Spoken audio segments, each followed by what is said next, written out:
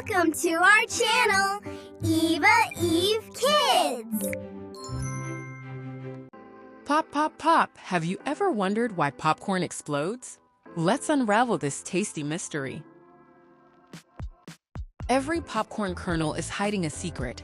Deep inside, there's a tiny drop of water, quietly waiting beneath the hard shell. It's this hidden water that holds the magic. Now imagine the kernel getting warmer and warmer, maybe in a pan, a popcorn machine, or even a microwave. As the heat rises, that tiny bit of water turns into steam.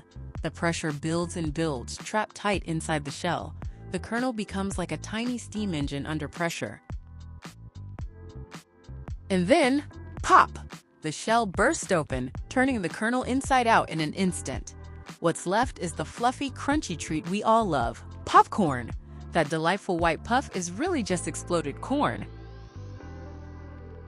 With every crunch, you're tasting the fun of science in action. Popcorn, a simple snack powered by steam and bursting with curiosity.